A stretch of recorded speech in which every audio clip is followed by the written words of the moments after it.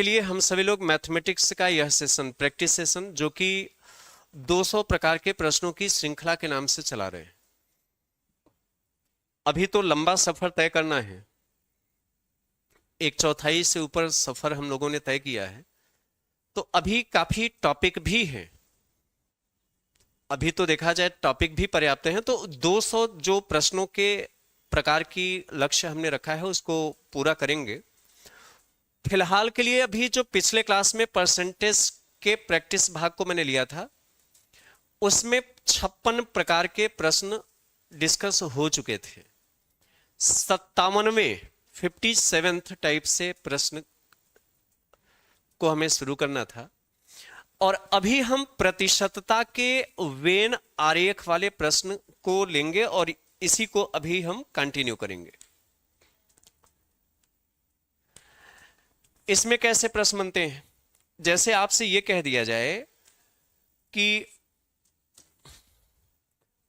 कोई मान लिया समूह है, उस समूह में इतने परसेंट, मान लिया दे दिया 70% व्यक्ति चाय लेना पसंद करते हैं, 65% व्यक्ति कॉफी लेना पसंद करते हैं। यदि समूह में कुल 800 व्यक्ति हों, जिसमें कुछ व्यक्ति चाय और कॉफी दोनों पसंद करते हों, तो ऐसे व्यक्तियों की संख्या क्या है? तो आइए इस प्रकार के प्रश्न पर अपनी चर्चा शुरू करते हैं। आसान है, व्यवहारिक है। चलिए प्रश्न पढ़िएगा। लिखा है किसी हॉस्टल में 1500 छात्र हैं, 1500 जिसमें से 75% छात्र क्रिकेट और 50% छात्र हॉकी खेलना पसंद करते हैं। यहां पसंद है नहीं, पसंद करते हैं। हॉस्टल में कुछ छात्र ऐसे भी हैं जो दोनों खेल पसंद करते हैं, तो ऐसे छात्रों की संख्या क्या है? ऐसे छात्र मतलब जो क्रिकेट और हॉकी दोनों पसंद करते हैं। चलिए देखते हैं, सेशन शुरुआत करें। आप सभी को शुभ संध्या। और यहां से प्रश्न के व्याख्या पर आते हैं। ऐसा है, दो सर्किल एक दूसरे को कट करता हुआ बनाइए। कट करता हुआ इसलिए क्योंकि कुछ छात्र ऐसे भी हैं जो दोनों खेल पसंद करते हैं। अब मेरी बात समझिए, एक साइड बने क्रिकेट और दूसरा सर्किल उनको रिप्रेजेंट करता है जो हॉकी खेलते हैं। पहला सर्किल उनको व्यक्त करता है जो क्रिकेट पसंद करते हैं, और दूसरा वाला सर्किल उनको बताता है जो हॉकी पसंद करते हैं। अच्छा, हमने लिखा है ना, जिसमें 75% छात्र क्रिकेट पसंद करते हैं। ये जो पहला सर्किल क्रिकेट वाला है, ये 75% का प्रतिनिधित्व करता है, क्योंकि बता रहे ना 75% छात्र क्रिकेट पसंद करते हैं। तो ये जो पहला सर्किल है क्रिकेट वाला, ये कितने परसेंट का प्रतिनिधित्व करता है? 75%। और 50% छात्र हॉकी खेलना पसंद करते हैं। मतलब ये जो दूसरा सर्किल है हॉकी वाला, ये 50% का प्रतिनिधित्व करता है। खैर, एक बात समझना, हॉस्टल में चाहे 1500 छात्र हों चाहे जितने हों, ये जो भी है 100% ही है। छात्रावास में, हॉस्टल में चाहे 1500 छात्र हों चाहे 2000, चाहे जो भी हो, वो जितने भी हैं 100% है। तो इसका मतलब यह हुआ कि 100% में ही वे भी छात्र होंगे जो केवल क्रिकेट पसंद करते हैं। भाई, छात्रों की कुल संख्या 100% है, तो इसका मतलब 100% में ही वे भी छात्र होंगे जो केवल क्रिकेट पसंद करते हैं, और 100% में ही वे भी छात्र होंगे जो केवल हॉकी पसंद करते हैं, और 100% में वे भी होंगे जो क्रिकेट और हॉकी दोनों खेल पसंद करते हैं। लेकिन जब हमने इन दोनों परसेंट को जोड़ा, ये 75% और 50%, तो 75 और 50 हो गया 125%।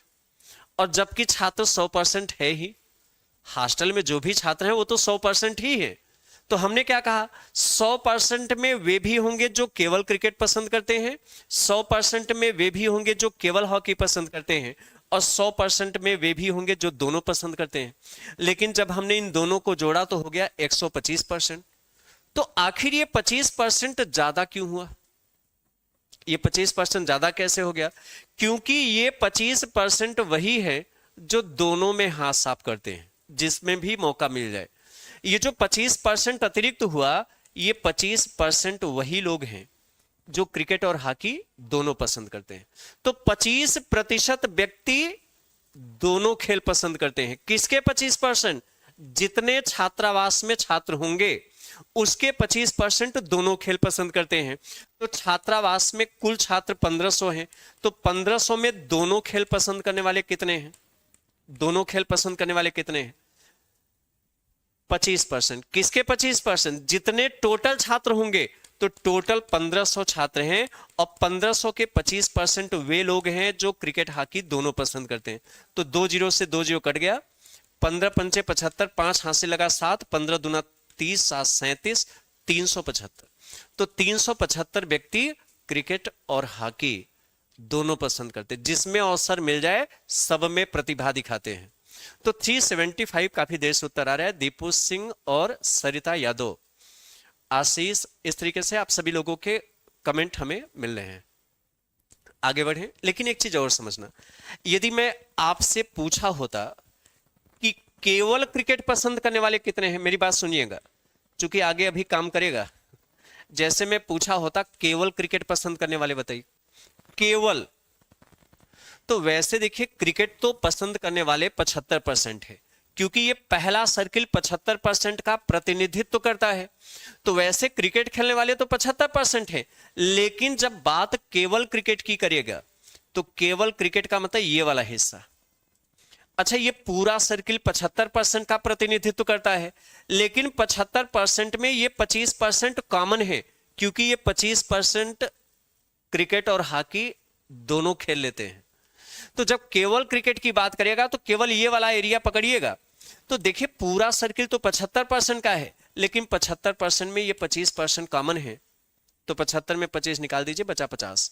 तो ये 50% क्रिकेट हॉकी दोनों पसंद करते हैं। सॉरी, 50% जो है केवल क्रिकेट पसंद करते हैं। तो केवल क्रिकेट कितने? 50%। किसके 50%? जितने हैं भाई 1500 हैं, तो 1500 में 50%, मतलब 750। तो केवल क्रिकेट खेलने वाले कितने हैं? 750।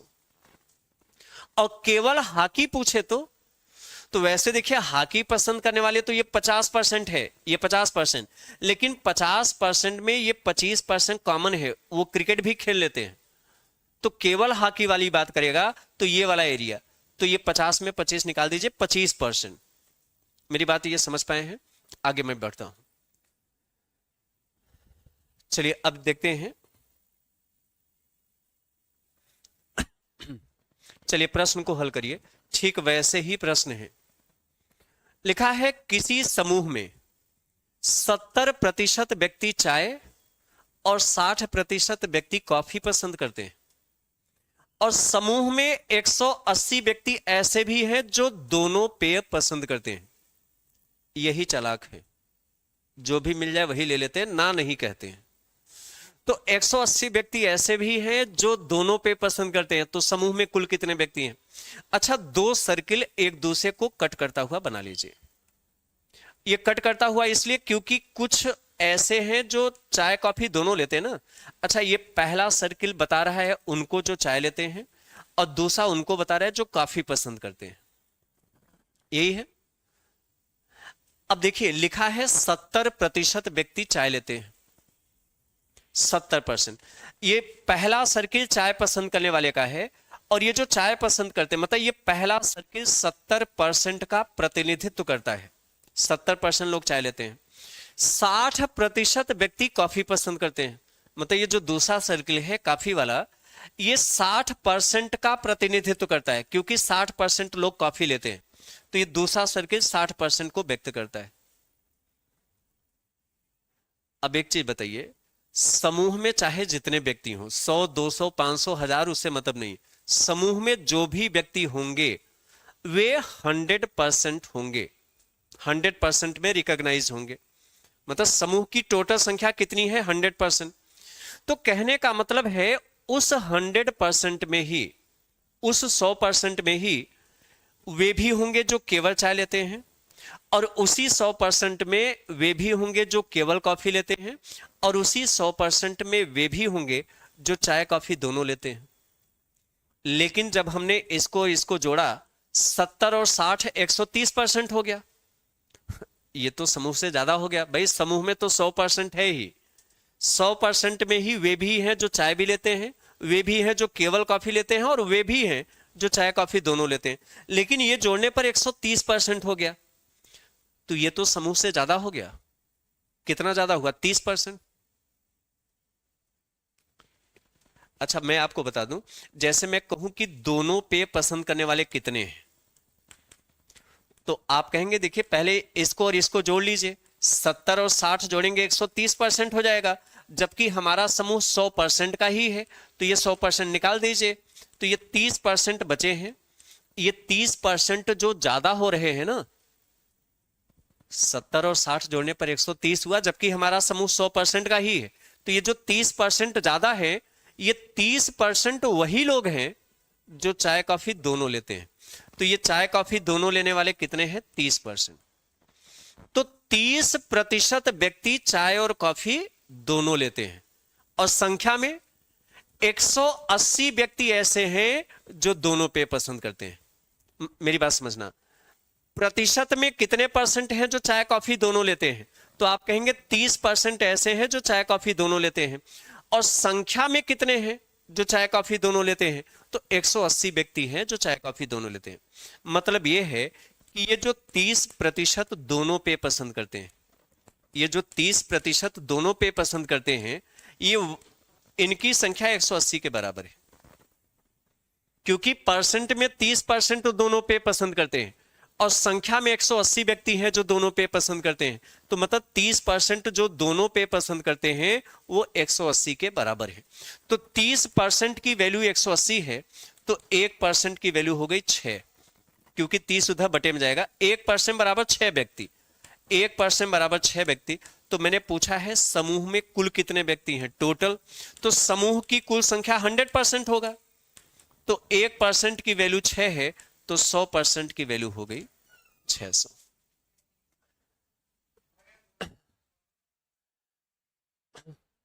चलिए देखिए, मैं अपने हिसाब से ही चलूंगा, दरअसल कभी जो लोग देर से जुड़े हैं वो भी समझ सकें।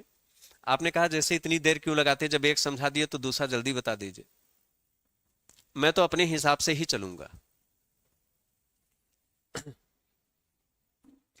चलिए कुछ सेकंड समय हमें दीजिएगा, तब तक अगले प्रश्न का उत्तर करिएगा। जब पहला मैंने समझा दिया तो कहिए, बाकी हम सीधा उत्तर ही टिक करते चलें, क्या मतलब है फिर?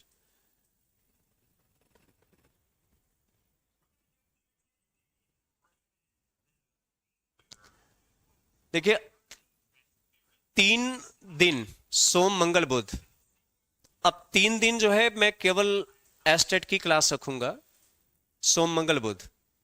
बृहस्पति शुक्र शनिवार ये मैं सीटेट के लिए फिक्स्ड कर रहा हूं। अभी शुरुआत की इधर कुछ दिन, हो सकता है अगले सप्ताह तक यही शेड्यूल मेरा रहे, सोम मंगल बुध ये 3 दिन एस्टेट की आपकी मैथ्स की क्लास होगी 5 बजे, और उसके बाद बृहस्पति शुक्र शनिवार ये 3 दिन मैं अभी सीटेट के लिए रखूंगा।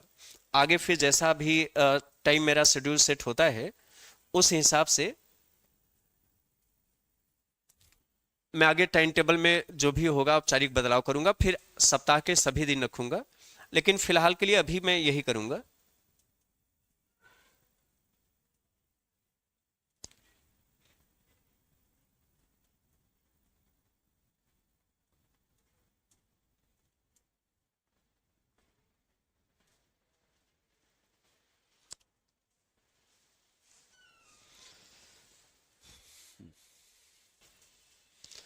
चलिए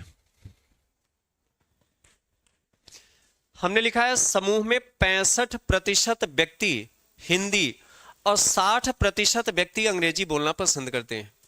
समूह में 200 व्यक्ति दोनों भाषा बोलते हैं, हिंदी अंग्रेजी दोनों, तो केवल हिंदी बोलने वाले। अच्छा इसके बाद एक सवाल और कराऊंगा जिसमें निगेटिव हो, जैसे प्रश्न ये हो जाता है ना 10% व्यक्ति ऐसे हैं जो न तो हिंदी न तो अंग्रेजी बोलते हैं, तो अभी ऐसे भी प्रश्न एक सवाल में लूंगा, इसके बाद पैटर्न चेंज करूंगा।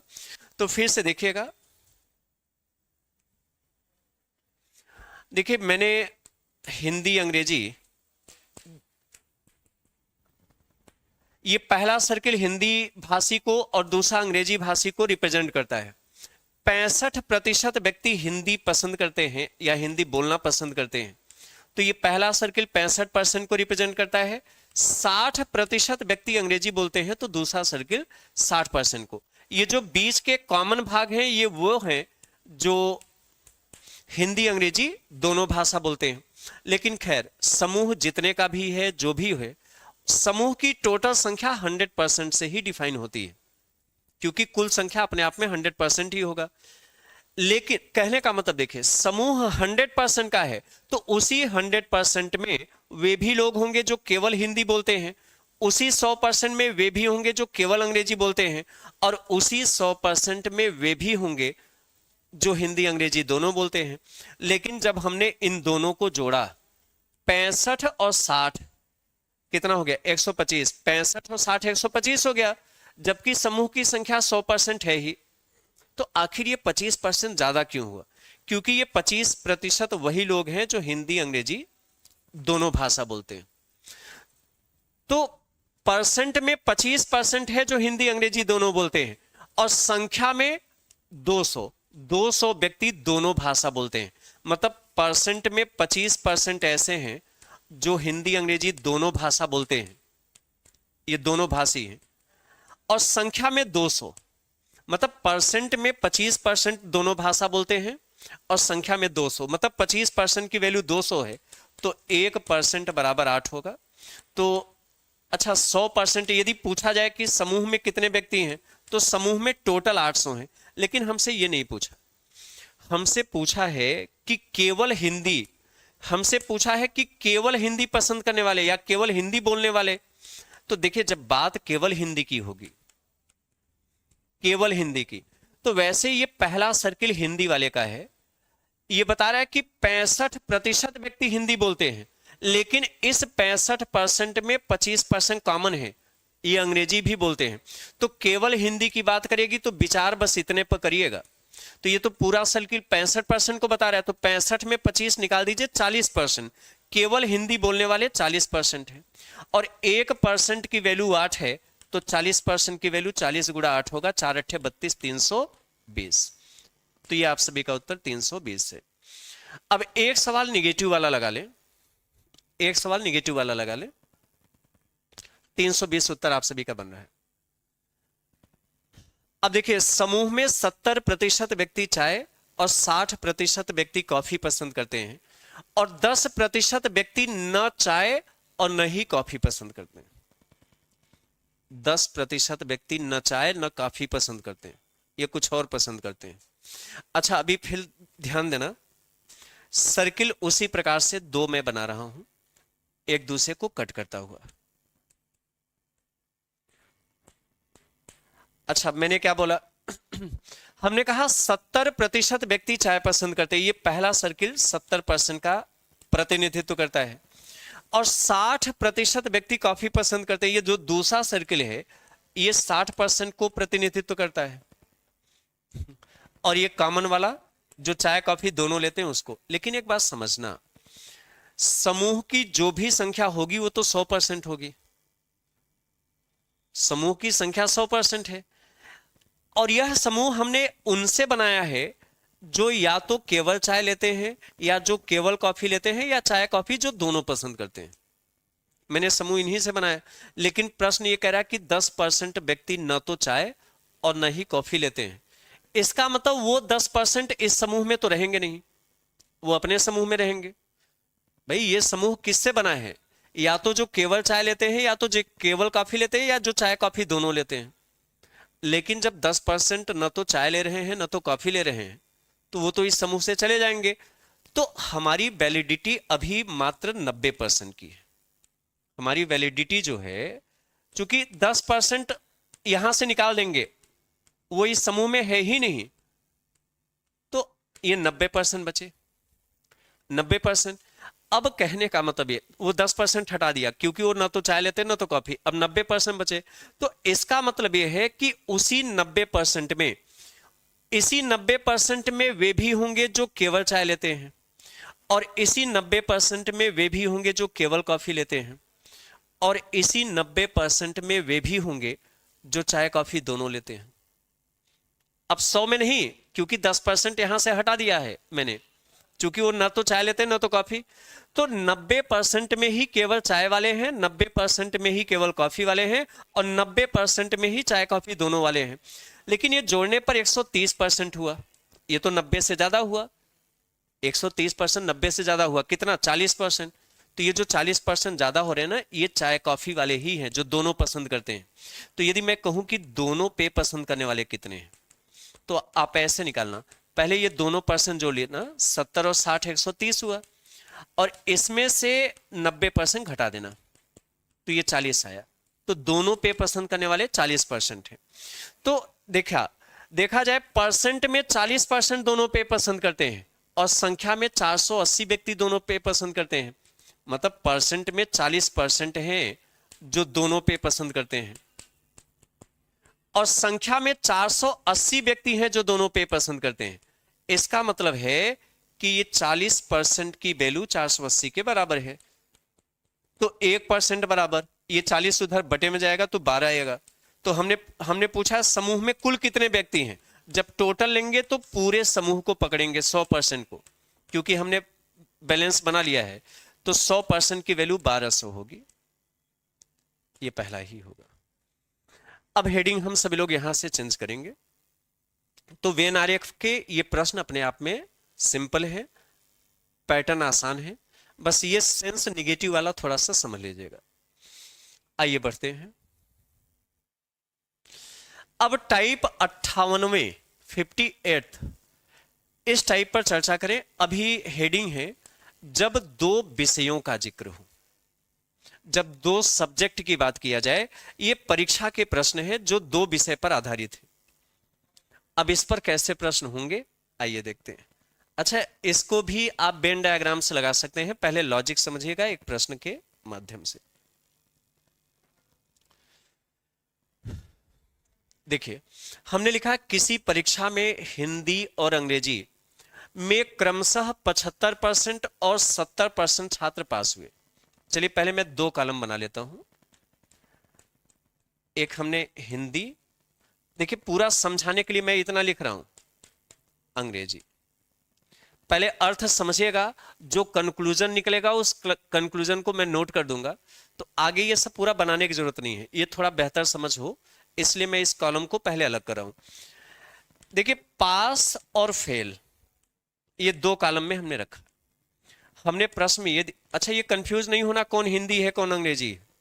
जो अंग्रेजी में लिखे हैं वो हिंदी है, और जो हिंदी में लिखे हैं वो अंग्रेजी है। तो हिंदी और अंग्रेजी में क्रमशः कितने कितने पास हुए? 75% और 70%। हिंदी में 75% पास हुए, अंग्रेजी में 70%। आगे लिखा है तथा दोनों विषयों में 10% छात्र फेल हुए। मतलब देखा जाए दोनों विषय में जो फेल हुए वो 10% है। दोनों विषय में जो फेल हुए वो कितने हैं? 10%। मुझसे प्रश्न ये पूछा है कि परीक्षा में कुल कितने परसेंट छात्र फेल हुए, तो कुल कितने परसेंट फेल हुए ये हमें बताना है। मतलब जो कुल फेल होने वाले परसेंट है ये बताना है। चलिए हल करते हैं। अच्छा आप कहेंगे इसको हल करने की जरूरत ही क्या है, ये 10% तो दिया ही है। ये जो 10% दिया है ना, ये दोनों विषय में फेल होने वाले हैं। आप ही बताइए क्या वे फेल नहीं माने जाएंगे जो केवल हिंदी में फेल हुए हैं? भाई वो भी तो फेल माने जाएंगे। क्या वे फेल नहीं माने जाएंगे जो केवल अंग्रेजी में फेल है? वे भी फेल माने जाएंगे। यहां जो 10% दिया है ये तो दोनों विषय में फेल होने वाले हैं। अच्छा आप पहले बताइए, हिंदी में जब 75%, यहां से देखिएगा, हिंदी में 75% पास हैं तो फेल कितने हैं? भाई जब हिंदी में 75% पास हैं तो फेल कितने? 25%। अंग्रेजी में 70% पास हैं तो फेल कितने हैं? 30%। जब मैंने कहा कुल फेल कितने हैं, कुल कितने परसेंट फेल हैं, तो कैसे निकालेंगे देखिएगा। पहले बताइए हिंदी में कितने फेल हुए। हिंदी में 25% फेल हुए। हिंदी में कितने फेल हुए? 25%। प्लस अंग्रेजी में कितने फेल हुए? 30%। और दोनों में कितने फेल हुए? दोनों में 10%। इसको क्या करें, प्लस करें कि माइनस करें? बताइए, ये 10% क्या करें, प्लस करें कि माइनस करें? भाई हमने क्या किया, हिंदी में फेल है 25% और प्लस अंग्रेजी में फेल है 30% जोड़ लिया, और दोनों में जो 10% है इसको क्या करें, प्लस की माइनस? आप कहेंगे माइनस करिए। क्यों माइनस करें बताइए? ये 10% माइनस क्यों हुआ? क्योंकि ये 10% दोनों में फेल है, ये कॉमन है। कहने का मतलब ये है, जैसे हिंदी में 25% फेल हैं, तो आप हमें बताइए इस 25% में ये 10% है कि नहीं? जैसे हिंदी में 25% फेल हैं, तो इस 25% में ये 10% है कि नहीं? क्योंकि वो 10% दोनों में फेल है। आप कहेंगे जी बिल्कुल, जैसे हिंदी में 25% फेल है, तो इस 25% में ये 10% है। अंग्रेजी में कितने फेल हैं? 30%। तो इस 30% में भी ये 10% है। मतलब ये 10% इसमें भी है, इसमें भी है। मतलब इसकी जिक्र 2 बार हो गया, और होना चाहिए 1 बार। तो जो 1 बार ज्यादा हो गया वही घटा दीजिए। कहने का मतलब, अलग अलग विषय में जो फेल है पहले इसको जोड़ लीजिए, और जो कॉमन में फेल है इसको घटा लीजिए। कहने का मतलब, यदि हम इसको सूत्र के रूप में लिखें, अभी वेन डायग्राम भी समझा दूंगा, थोड़ा समय जरूर मैं लूंगा, लेकिन एक बार अच्छे से देख लेंगे तो भूलेंगे नहीं जल्दी। जैसे कुल फेल परसेंट हमें निकालना है, तो मैंने कैसे निकाला? हमने कहा ये जो अलग अलग विषय में फेल हैं इसको जोड़ लीजिए। मतलब ये जो पहले विषय में फेल हैं, ये जो पहले विषय में फेल हैं इनका परसेंट, और प्लस ये जो दूसरे विषय में फेल हैं इनका परसेंट। आप दोनों को पहले जोड़ लीजिए। आप दोनों को क्या करिए, जोड़ लीजिए, और इसमें से घटा दीजिए। ये दोनों विषय में जो अलग अलग फेल है जोड़ लीजिए, घटा दीजिए जो कॉमन में फेल है, मतलब जो दोनों में फेल हैं इनके परसेंट को घटा देना। ये हमारा एक सिद्धांत बन गया। अब इसी से प्रश्न को हम लोग लगाएंगे। तो कुल फेल परसेंट निकालना है, तो ये कॉन्सेप्ट ध्यान रखें। ये कोई रटने का चीज नहीं है, ये चीजें आप सेट थ्योरी में भी पढ़े हैं। जैसे सेट थ्योरी में एन ए यूनियन बी, इसका कॉन्सेप्ट होता है n A plus n B और minus n A intersection B.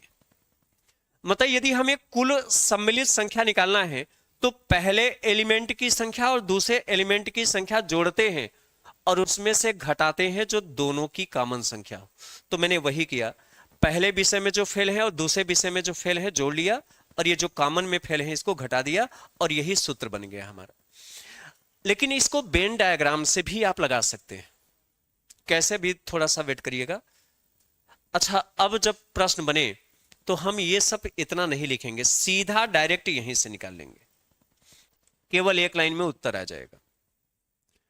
एक बात और, जैसे मैं आपसे ये कहा होता कि परीक्षा में 1500 छात्र सम्मिलित हुए, जिसमें हिंदी और अंग्रेजी में क्रमशः 75 और 70% पास हुए तथा दोनों विषय में 10% फेल हुए। तो बताइए परीक्षा में कुल कितने छात्र फेल हुए? तो हमने देखा 45% फेल है। कुल कितने फेल हैं? 45%। किसके? जितने परीक्षा में बैठे थे। तो यदि परीक्षा में 1500 छात्र शामिल हुए, तो 1500 में 45% फेल हो गए। तो 1500 का 45% निकाल लीजिए। और यदि यह पूछा होता कि परीक्षा में कितने छात्र पास हुए, तो सिंपल सी बात है, जब 45% फेल हैं, जब 45% फेल है तो निश्चित रूप से 55% पास है। तो यदि आपसे पूछा होता कि कितने छात्र पास हुए, यदि 1500 छात्र सम्मिलित होते, ऐसा दिया होता, तो 1500 का 55% निकाल लेंगे तो पास आ जाएगा। एक सवाल थोड़ा ट्राई करिएगा। लिखा है किसी परीक्षा में, एक सवाल ऐसे देखिएगा, किसी परीक्षा में अंग्रेजी और गणित में क्रमशः 70% और 80% छात्र पास हुए और 10% दोनों विषय में फेल हुए। यदि परीक्षा में कुल 200 छात्र फेल हुए हों, परीक्षा में टोटल 200 छात्र फेल हुए हों, तो परीक्षा में कितने छात्र सम्मिलित हुए? आइए देखिए, यहां पे लिखा है परीक्षा में कुल 200 छात्र फेल हुए। आप ही बताइए संख्या में कितने फेल हैं? संख्या में कितने फेल हैं? 200। और यदि हमें यह भी पता चल जाए कि परसेंट में कितने फेल हैं, जैसे संख्या में 200 छात्र फेल हैं, यदि हमें यह भी पता चल जाए कि परसेंट में कितने फेल हैं, तो जितने परसेंट फेल होंगे वही 200 के बराबर होंगे। जैसे सपोज करें, मान लिया 20% फेल आ गया, तो परसेंट में 20% फेल और संख्या में 200 फेल, तो इसका मतलब जो 20% फेल है वो 200 के बराबर है। तो ये जिसकी संख्या दिया रहे पहले उसका परसेंट निकाल लेना। जैसे 200 छात्र फेल हुए, तो पहले आप ये बता दीजिए कुल फेल होने वाले कितने परसेंट हैं। अब एक लाइन में जवाब बन गया। देखिए कुल फेल कैसे निकालें, पहले विषय में जो फेल हैं और दूसरे विषय में जो फेल हैं उनके परसेंट को जोड़ लीजिए और जो कॉमन में फेल हैं उसको घटा दीजिए।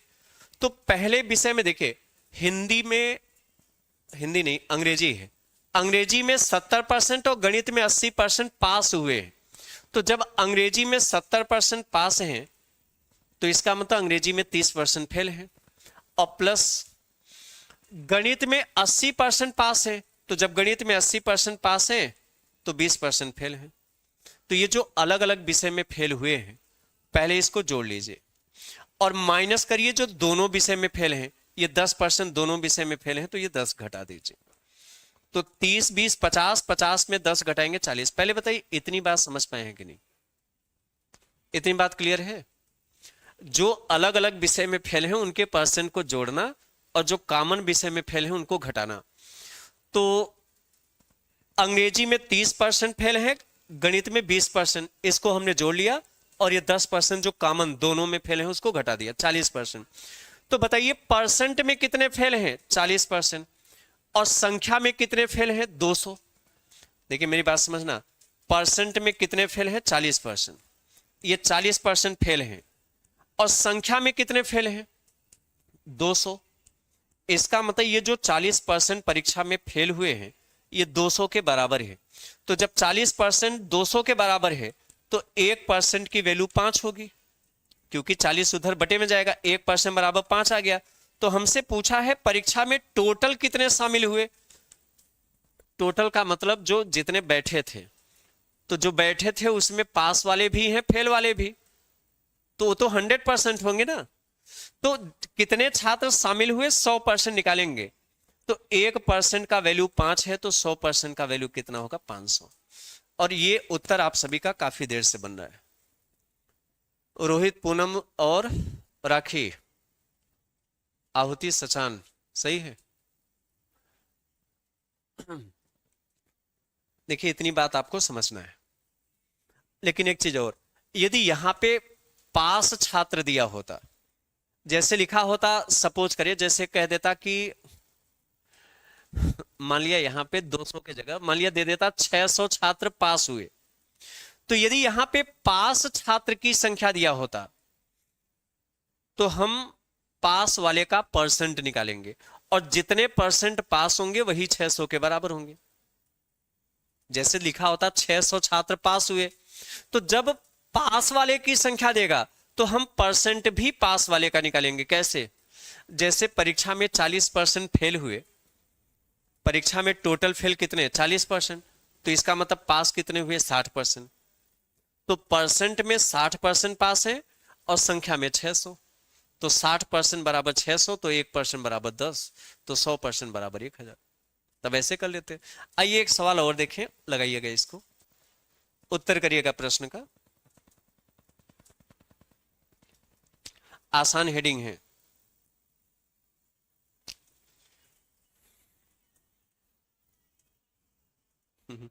चलिए लगाइएगा, इस प्रश्न का उत्तर करिएगा। लिखा है परीक्षा में हिंदी और अंग्रेजी में क्रमशः 15% और 20% छात्र फेल हुए, पास नहीं है। हिंदी और अंग्रेजी में क्रमशः 15% और 20% फेल हुए और दोनों विषय में 5% छात्र फेल हुए और परीक्षा में कुल 210 छात्र पास हुए। अच्छा यहां पास दिया है, परीक्षा में टोटल 210 छात्र पास हुए। अच्छा आप ही बताइए ये संख्या किसकी है? पास वाले की। ये संख्या किसकी है? पास वाले की।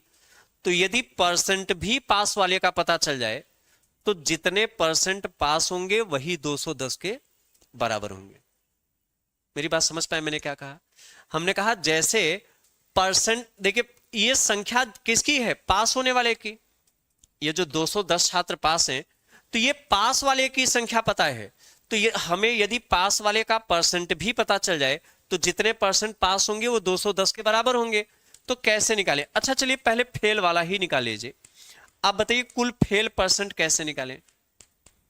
देखिए अलग अलग विषय में जो फेल हैं उनके परसेंट को जोड़ लीजिए, और जो दोनों में कॉमन में फेल हैं उसको क्या करिए? घटा दीजिए। तो हिंदी में 15%, अंग्रेजी में 20% छात्र फेल हैं। हिंदी में 15% फेल हैं और अंग्रेजी में 20, इसको जोड़ लीजिए और घटा दीजिए जो दोनों में फेल हैं 5%। तो ये कितना आया? 15 और 20 हो गया 35। 35 में 5 घटा दीजिए 30%।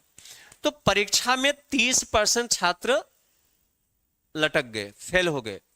अब बताइए जब 30% फेल हो गए तो पास कितने हैं? बताइए, जब 30% फेल हो गए तो पास है 70%। सिंपल सी बात है, जो परीक्षा में बैठेंगे वो तो 100% है, तो 100% में 30% तो फेल हो गए, अब बचे कितने? 70% बचे, वो पास है। तो परसेंट में कितने पास हैं? 70%। और संख्या में कितने पास हैं? 210। अब मेरी बात समझना, परसेंट में 70% पास हैं, परसेंट में कितने पास हैं? 70% पास हैं, और संख्या में कितने पास हैं? 210 पास हैं। इसका मतलब ये जो 70% पास हैं ये 210 के बराबर है। तो 1% की वैल्यू क्या होगी भाई? 70% की वैल्यू 210 है, तो 1% बराबर 70 बटे में जाएगा तो 3 आएगा। 1% बराबर 3। तो कितने छात्र शामिल हुए? तो 100%। भाई जो परीक्षा में बैठेंगे वो तो 100% होंगे ना, क्योंकि पास फेल सब मिला के। तो 1% की वैल्यू 3 है तो 100% की वैल्यू 300 होगी, और ये उत्तर आपका बहुत देर से बन रहा है।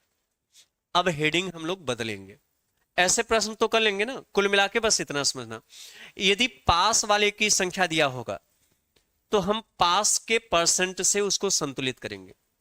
जैसे 210 छात्र पास हैं, तो हम पहले ये पता करें कि कितने परसेंट पास हैं? 70%। तो परसेंट में 70% पास है, संख्या में 210 पास है। अच्छा यदि यहां पे फेल छात्र की संख्या दिया होगा तो हम फेल परसेंट से बैलेंस करेंगे। सजातीय, जैसे होता है ना कि पेट्रोल में पेट्रोल ही मिलेगा, दूध मिला देंगे गड़बड़ हो जाएगा। तो इसका मतलब यदि ये संख्या पास वाले की है तो पास परसेंट से ही बैलेंस करेंगे, फेल वाले से नहीं। अब आइए पैटर्न हम चेंज करते हैं, इस पर अभ्यास हो गया। देखिए अभी 58वां ही टाइप है। पिछला टाइप हमने जो 58वां लिया था जब दो विषयों का जिक्र हो, तो ये भी 58वां ही टाइप है। चूंकि परीक्षा से पिछला भी प्रश्न था, परीक्षा से ये भी था, ये भी है। यहां पे है जब किसी एक छात्र का जिक्र हो। आपको मैं बता दूं यह इंट्रोडक्टरी पार्ट है। चूंकि जब अभी अगला हेडिंग कराऊंगा जब दो छात्रों का जिक्र हो तो इस कॉन्सेप्ट का जिक्र होगा, तो इसलिए पहले इसको देखेगा और ये मौखिक उत्तर बनेगा। ये एकदम आसान हेडिंग है, सीधा सा मन में कैलकुलेशन करेंगे तो भी उत्तर आ जाएगा। चलिए मैं साइड होता हूं, पहले प्रश्न पढ़ लीजिए। मतलब इस नेचर के प्रश्न में पेपर पेंसिल की आवश्यकता नहीं है, ये मैंने इसलिए हेडिंग शामिल कर लिया ताकि जब अगला हेडिंग बनाऊं तो चूंकि इसका प्रयोग वहां पे होगा, अभी जो जस्ट आगे मैं हेडिंग कराऊंगा, तो इसलिए यह समझ होनी चाहिए, इसलिए मैंने इसको अलग हेडिंग में बांट दिया। किसी परीक्षा में पास होने के लिए 36% अंक आवश्यक थे। इस परीक्षा में एक छात्र को 160 अंक मिला जो न्यूनतम उत्तीर्णांक से 16 अंक अधिक था। परीक्षा का पूर्णांक बताइए। अब एक चीज समझना, परीक्षा में पास होने के लिए 36% अंक आवश्यक था। इसका मतलब छात्र यदि 36% पाएगा तभी पास होगा। यह मिनिमम क्वालिफाइंग मार्क का परसेंट है, बॉर्डर लाइन है कि 36% आप पाओगे तभी पास होगी, ये तो कंपलसरी है। इस परीक्षा में एक छात्र को 160 अंक मिला। कितना अंक पाया? 160 अंक, जो न्यूनतम उत्तीर्णांक से 16 अंक अधिक था। अच्छा आप हमें बताइए पास होने का न्यूनतम उत्तीर्णांक अंक में कितना है? परसेंट में तो ठीक है, पास होने के लिए परसेंट में 36% अंक चाहिए। अच्छा आप हमें बताइए पास होने का न्यूनतम उत्तीर्णांक क्या है, मतलब कितना नंबर पा जाए कि पास हो जाए। तो एक छात्र 160 अंक पाया है लेकिन यह न्यूनतम उत्तीर्णांक से 16 अंक ज्यादा है। जैसे मान लिया हमें 160 नंबर मिला और पास होने के लिए जितना जरूरी था उससे ये 16 अंक ज्यादा है, तो इसका मतलब बॉर्डर लाइन क्या है, पास होने का न्यूनतम उत्तीर्णांक क्या है। तो जितना न्यूनतम से ज्यादा पाया वही घटा दीजिए। जैसे छात्र 160 अंक पाया है लेकिन यह न्यूनतम उत्तीर्णांक से 16 अंक अधिक है और हमें न्यूनतम से अधिक नहीं चाहिए, हमें न्यूनतम ही चाहिए कि कितना अंक पा जाए कि पास हो जाए। तो 160 में 16 घटा दीजिए, भाई जितना न्यूनतम से ज्यादा पाया है वही घटा दीजिए, तो ये पता चल जाएगा कि पास होने के लिए कम से कम कितना चाहिए। तो 160 में से जब 16 घटाएंगे तो 144 अंक आएगा, मतलब पास होने के लिए 144 अंक कंपलसरी है।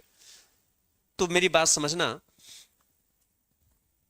परसेंट में पास होने के लिए 36% चाहिए और अंक में पास होने के लिए 144 अंक चाहिए। इसका मतलब या तो मैं 36% पाऊंगा तब पास होऊंगा और या तो मैं 144 अंक पाऊंगा तब पास होऊंगा। इसका मतलब 36% का न्यूनतम उत्तीर्णांक 144 अंक के बराबर है। तो 36% का न्यूनतम उत्तीर्णांक 144 के बराबर है, तो 1% बराबर 4, तो 100% बराबर 400। तो यही चीज है। देखिए मेरी बात क्लियर समझिए, न्यूनतम उत्तीर्णांक परसेंट में क्या है आप बताइए। न्यूनतम उत्तीर्णांक अभी परसेंट में बताइए। पास होने के लिए 36% अंक आवश्यक है, तो पास होने का जो न्यूनतम उत्तीर्णांक है परसेंट में वो 36% है और न्यूनतम उत्तीर्णांक अंक में कितना है, ये तो परसेंट में 36% है और न्यूनतम उत्तीर्णांक अंक में कितना है बताइए। जैसे एक छात्र 160 अंक पाया लेकिन यह न्यूनतम उत्तीर्णांक से 16 अंक ज्यादा था और हमें न्यूनतम से ज्यादा नहीं चाहिए, हमें न्यूनतम उत्तीर्णांक ही चाहिए। तो जितना न्यूनतम से ज्यादा पाया वही घटा दीजिए। तो छात्र 160 अंक पाया है, जो न्यूनतम से 16 ज्यादा है तो वही 16 घटा दीजिए, तो 144 अंक आएगा। इसका मतलब यह है परीक्षा में या तो 36% पाएंगे तब पास होंगे और या तो 144 अंक पाएंगे तब पास होंगे। मतलब दो ही तरीका है, या तो आप 36% पा जाइए तब पास हो जाएंगे और या तो आप 144 अंक पा जाइए तब पास होंगे। तो इसका मतलब यह है कि ये जो 36% का न्यूनतम उत्तीर्णांक है यह 144 अंक के बराबर है। ये 36% का न्यूनतम उत्तीर्णांक किसके बराबर है, 144 अंक के। कहने का मतलब या तो 36% पाइए तब पास होंगे या तो 144 अंक पाएंगे तब पास होंगे। तो 36% का न्यूनतम उत्तीर्णांक 144 के बराबर है, तो 1% बराबर ये 36 उधर बटे में जाएगा, 144 में 36 से भाग करेंगे तो 4 ही आएगा, जरूर आएगा। तो 1% की वैल्यू 4 अंक है, तो परीक्षा का पूर्णांक मैक्सिमम मार्क 100% होगा। तो 1% की वैल्यू 4 अंक है तो 100% की वैल्यू 400। तो ये परीक्षा का पूर्णांक है 400 और ये विकल्प आपका पहला सही। और बहुत देर से उत्तर आप सभी का बन रहा है, काफी देर से उत्तर आप सभी का ये बन रहा है। तो देखिए अभी हमने इसका इंट्रोडक्शन कराया है। प्रश्न इसका जो यूज होगा अगले हेडिंग में, जब दो विद्यार्थी की बात करें, जब दो छात्रों की बात करें, यहां से काफी प्रश्न रखे जाते हैं। अभी सक्सेसिव परसेंटेज की मैं बात करूंगा। तो अगले क्लास में अभी परीक्षा के दो टाइप बचते हैं। एक है जब दो छात्रों का या जब दो विद्यार्थियों का जिक्र हो, और दूसरा है परीक्षा के मिक्स टाइप के प्रश्न, मिसलेनियस अलग अलग नेचर के जो प्रश्न है। तो अगले क्लास में परीक्षा के बचे हुए भाग को मैं पूरा करूंगा कल वाले क्लास में। तो अभी इसके दो पैटर्न, दो टाइप हम लोग और देखेंगे। आज अभी यहीं तक रख रहे हैं। मैंने कहा कि अभी एक दो क्लास में थोड़ा सा कम ही रखता हूं और धीरे धीरे ड्यूरेशन में बढ़ा लूंगा। तो चलिए इतना ही रखते हैं, मिलते हैं अगली क्लास में। आप सभी को बहुत बहुत धन्यवाद। Thank you.